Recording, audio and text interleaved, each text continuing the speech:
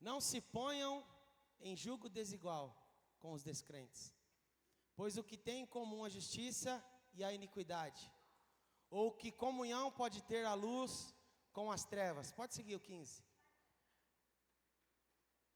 Que harmonia há entre Cristo e Belial?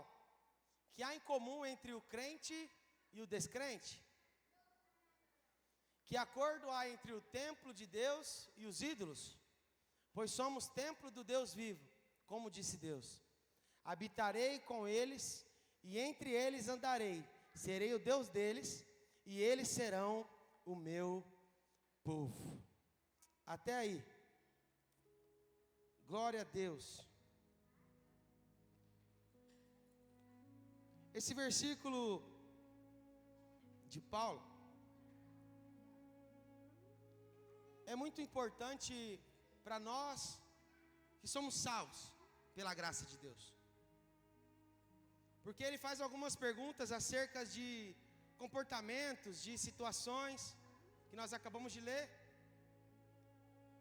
E o interessante disso tudo é que ele finaliza dizendo assim: habitarei com eles e entre eles andarei.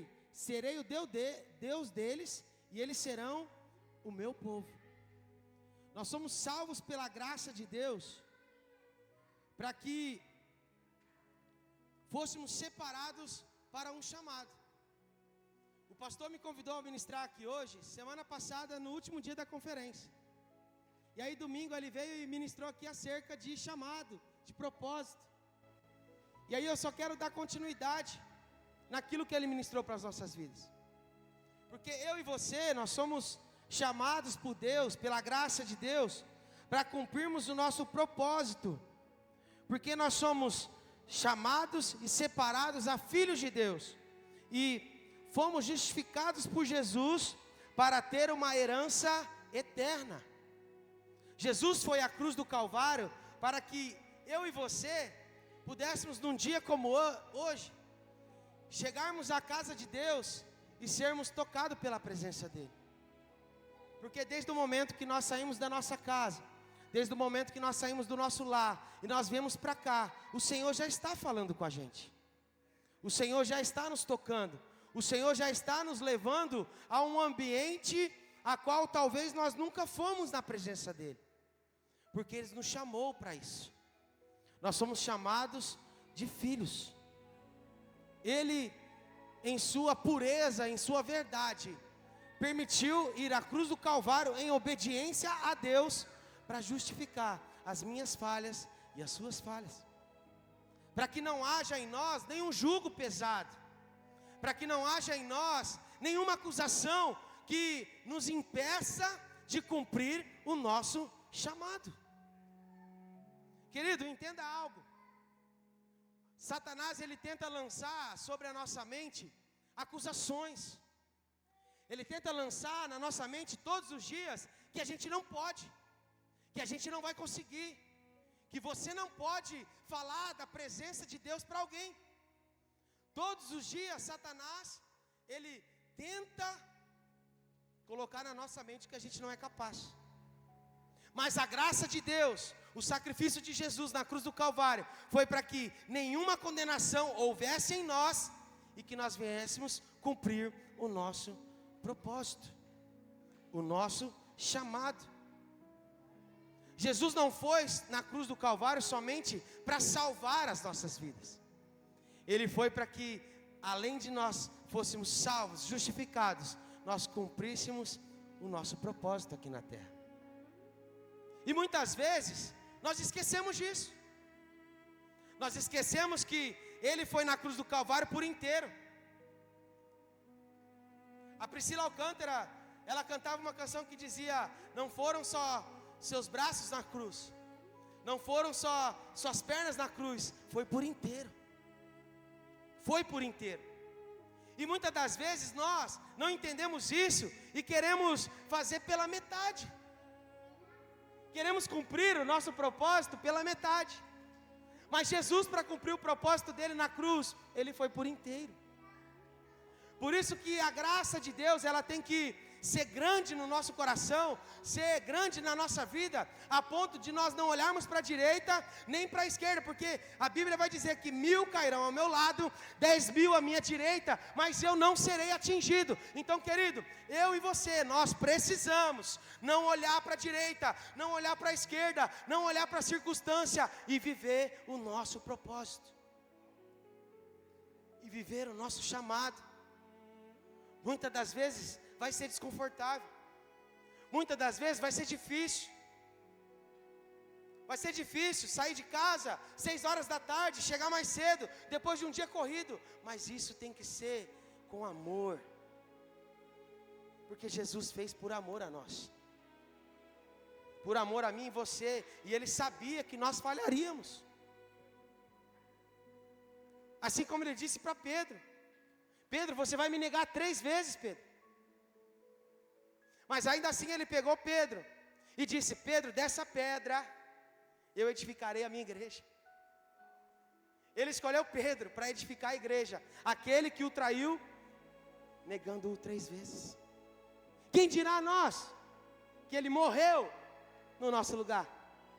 Ele morreu por nós, para que nós viéssemos cumprir o nosso chamado, porque somos chamados para um propósito. Podemos lutar, resistir, mas mesmo que consigamos fazer isso, no juízo final, Deus irá nos cobrar o que fizemos com nossos talentos e tudo mais que Ele nos deu.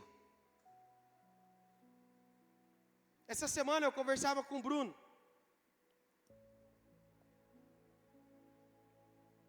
E nós falávamos sobre os nossos talentos. Deus nos deu a graça de ser músico. E eu falei: Bruno, não faz sentido nenhum o talento que Deus nos deu e a gente fazer de qualquer jeito. Não faz sentido nenhum a gente subir no altar desmotivado, porque o Senhor nos deu esse talento. E o Senhor também te deu um talento, querido, querida. Talvez o seu talento não seja musical, não seja cantar, tocar, mas seja chegar ali na porta da igreja, dar um abraço em alguém e mudar o dia daquela pessoa. Talvez o seu talento seja aonde você chega, você começa a falar de Jesus incansavelmente. Nada te limita a falar de Jesus. Você não se importa com a circunstância. Talvez o seu talento é fazer vídeo na rede social, falando do Deus que você serve. Mas, querido, entenda algo: Ele te chamou e Ele foi na cruz do Calvário para que você cumpra e use os seus talentos para a obra dEle, para a manifestação da glória dEle. Jesus pagou um alto preço na cruz do Calvário por mim e por você. E a única coisa que nós precisamos fazer é viver debaixo da graça dEle e anunciar o que nós temos vivido. O Senhor me deu uma revelação no Destinados, que a palavra que é lançada aqui sobre este altar, a palavra que é lançada sobre as nossas vidas, não é somente a graça de Deus, mas a graça de Deus revelada. Eu tenho 17 anos de cristianismo. E confesso para vocês que nos 17 anos, eu já tive na igreja de lei, já tive na igreja de graça, mas em nenhum lugar eu fui ministrado com a graça revelada igual é nesse lugar. E foi por esse e outros motivos que eu fiquei aqui. Porque a graça de Deus que é revelada neste lugar, assim como foi ministrado aqui no último dia do DDD, é para mudar essa cidade.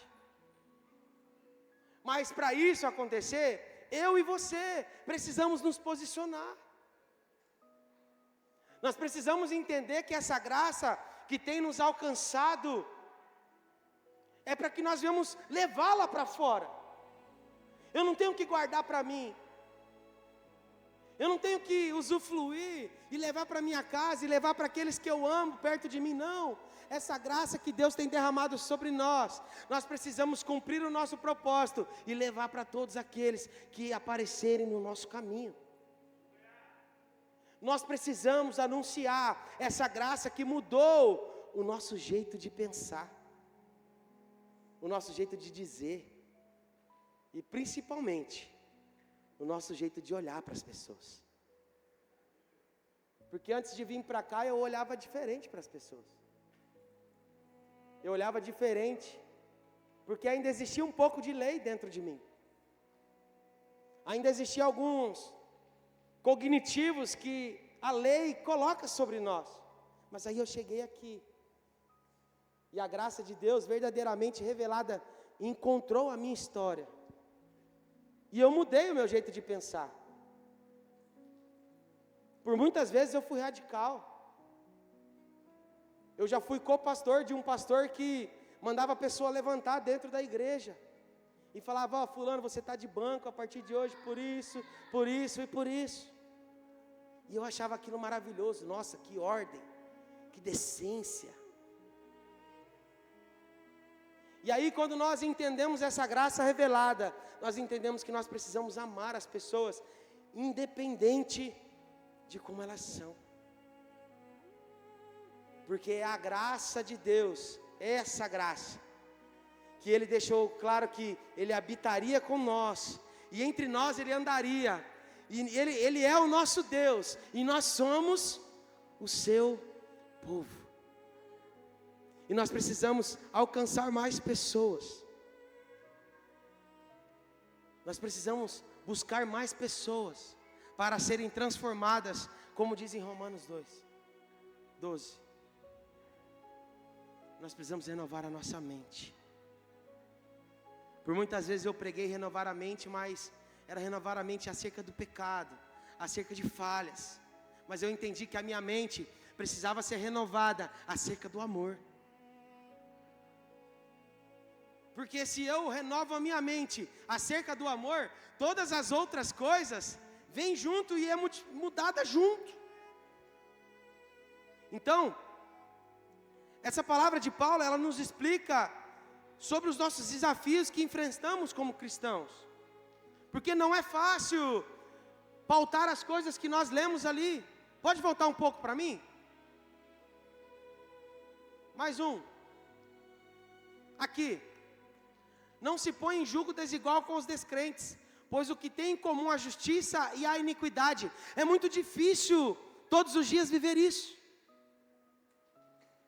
Porque 99% das pessoas que nós nos envolvemos durante a nossa jornada de trabalho são descrentes.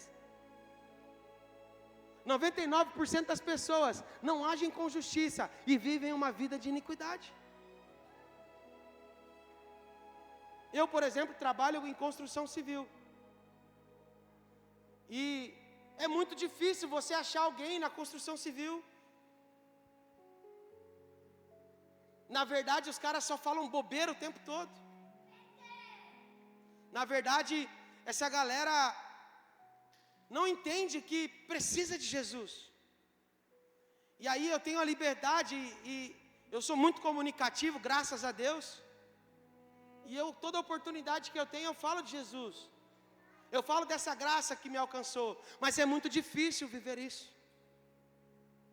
Por isso que Paulo, ele traz isso para o povo de Corinto. Para que nós venhamos enfrentar todas essas dificuldades, mas que nós venhamos entender que Jesus é o único que pode nos usar nesses lugares. Somente a palavra de Jesus, somente a palavra de Deus, a graça e o amor do Senhor pode entrar no coração dessas pessoas e transformar a vida delas como tem feito conosco.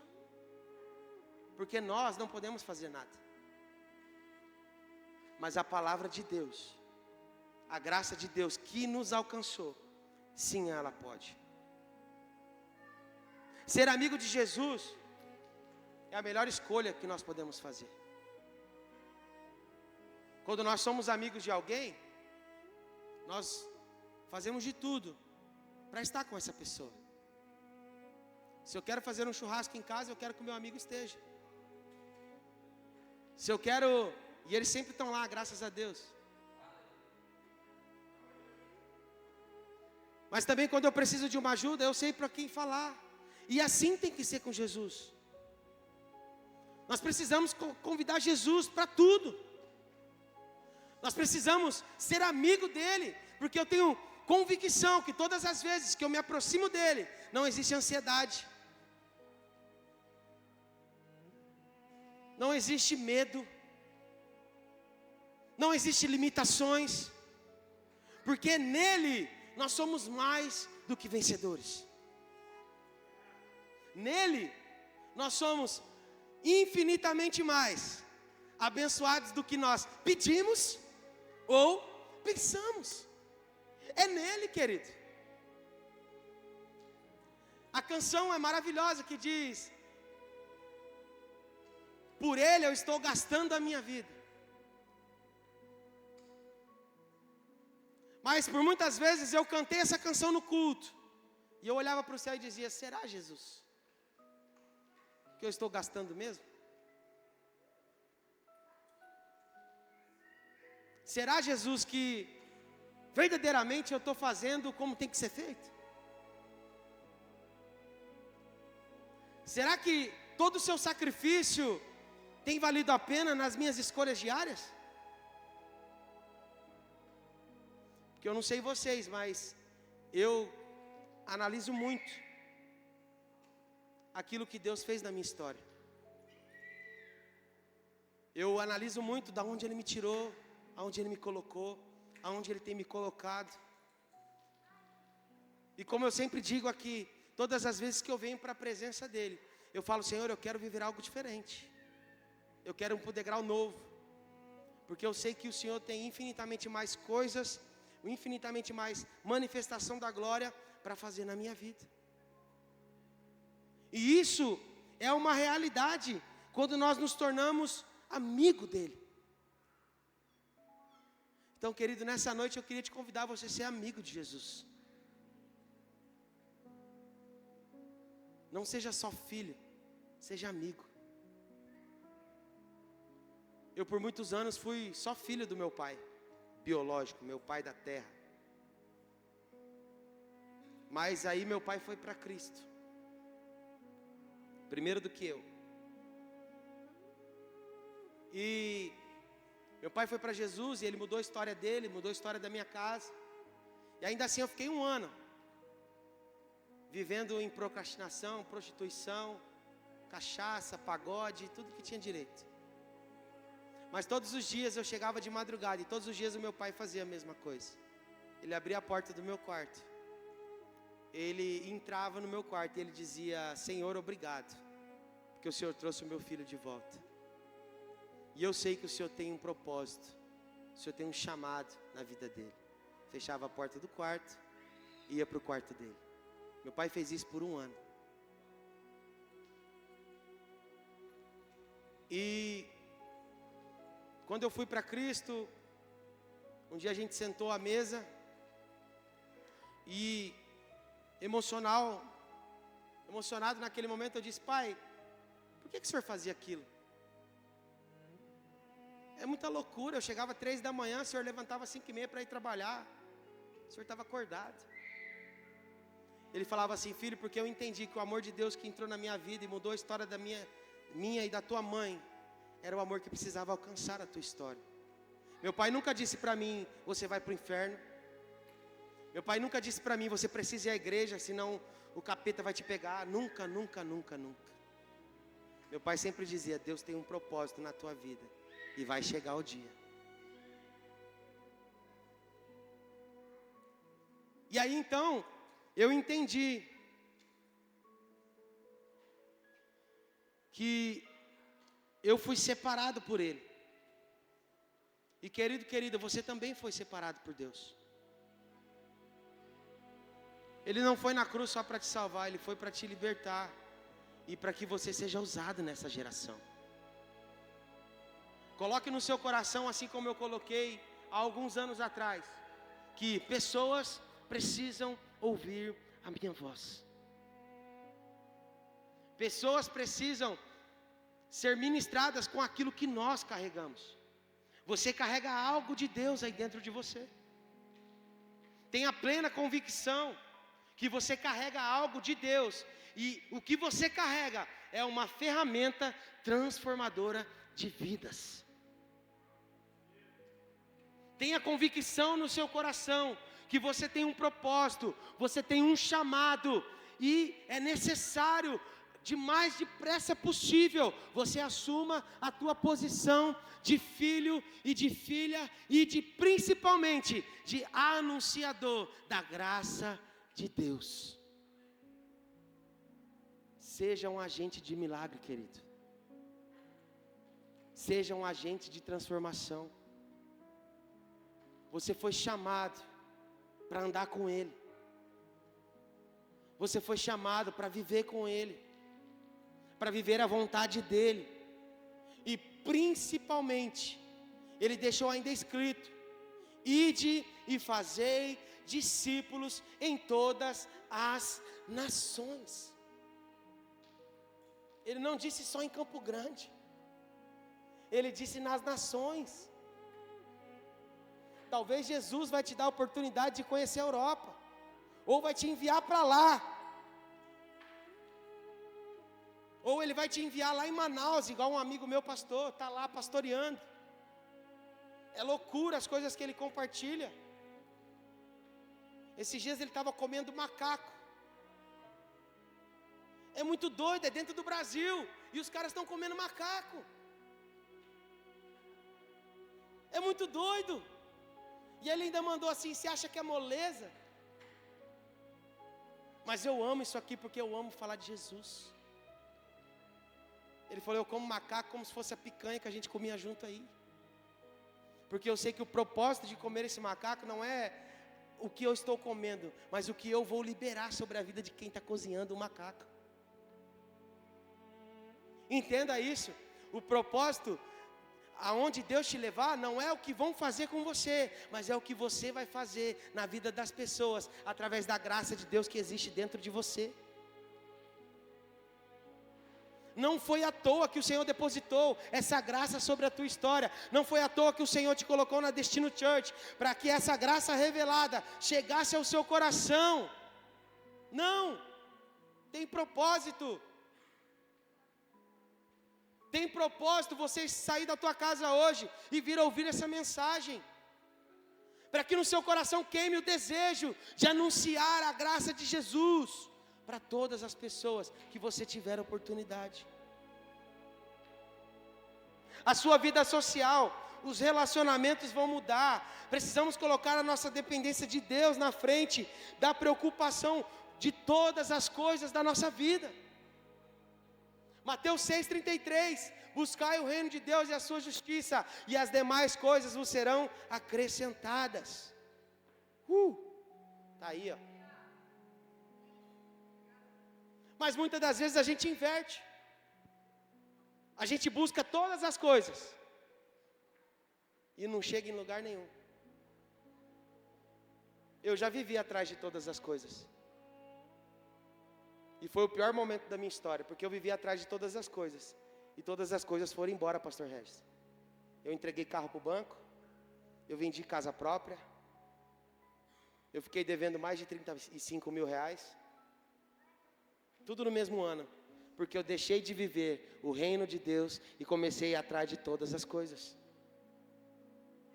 Aí eu tive que, virar uma chave e cumprir a Bíblia Sagrada, porque não é eu que estou dizendo. Eu comecei a buscar primeiro o reino de Deus, e como eu compartilhei aqui domingo, o Senhor me devolveu tudo. O Senhor restituiu a minha vida. Existe uma canção muito antiga que diz: restituirei os anos que foram consumidos, e lhes levarei a minha salvação. Porque o Senhor é especialista em fazer isso. O Senhor é especialista a restituir a nossa história. Mas nós precisamos colocar Ele na frente de tudo. Precisamos entender que quando a graça de Deus é revelada na nossa vida, dificilmente nós vamos ser amados por todos. Dificilmente todo mundo vai te amar, se tratando de pessoas. Mas saiba que essa graça que está sobre nós, mesmo quando as pessoas não nos amam, nós vamos amá-las, o amor que está em nós vai constranger essas pessoas, e elas vão ficar curiosas para saber como é possível. Como é possível, mesmo diante de tudo isso, ele ainda continuar amando. Como é possível, mesmo diante de aflições, de batalhas, de lutas, de percas, essa pessoa continuar amando, essa pessoa continuar vivendo por Jesus, buscando a Jesus. E aí nós entendemos que